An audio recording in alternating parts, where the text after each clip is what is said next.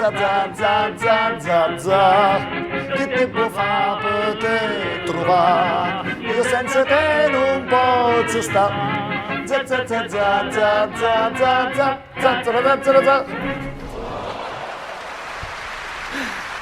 Grazie pubblico meraviglioso, grazie.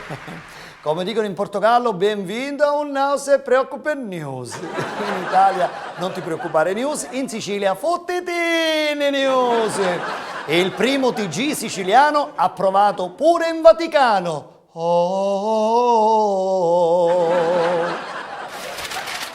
Andiamo nella meravigliosa Favignana, in provincia di Trapani, è chiamata anche Farfalla, no perché è stata visitata da Belen, ma dalla definizione del pittore Salvatore Fiume che si accorse della sua forma a farfalla mentre atterrava all'aeroporto di Trapani.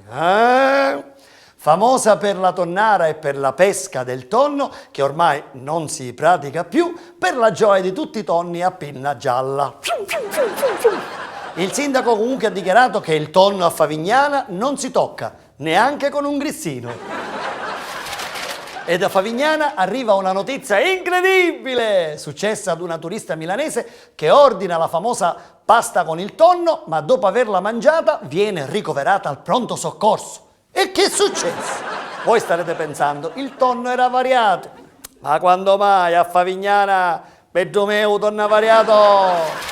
Ma quando mai? Era talmente fresco che si è alzato dal piatto e ha preso a pennate la turista.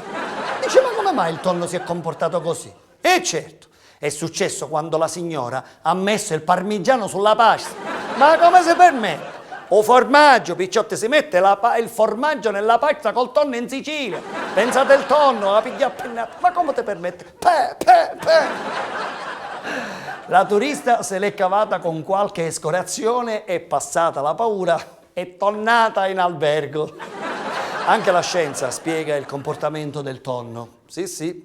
Pensate che uno dei rari pesci ha sangue caldo e appena ha visto il formaggio sulla pasta, ci ha chiamato sangue in testa e si è rotto le scatolette. Mi pare pure giusto.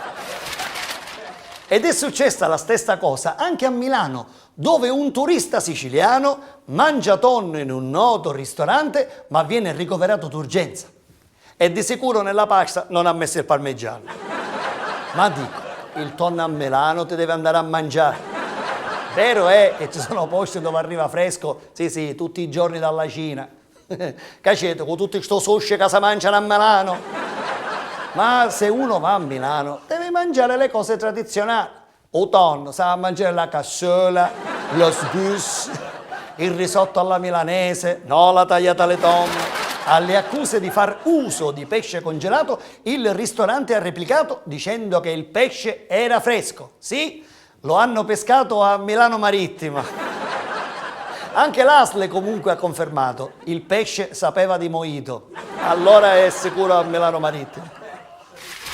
La scelta del locale è fondamentale perché a volte si possono verificare spiacevoli incidenti. Vi è mai capitato di trovare, non so, un capello nella pasta? Che schifo! A me non potrebbero dirlo mai. Guardi, il capello è suo. Ma che mi pigli tu? Non l'ho capito, mio capello è.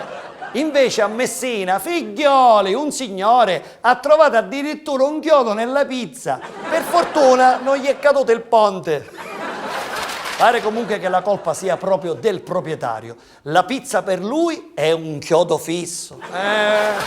Vi ricordo che a Fottitini News ogni riferimento a persone, luoghi, fatti realmente accaduti è frutto di fantasia. Quindi dal vostro Kevin Costner è tutto. Alla prossima!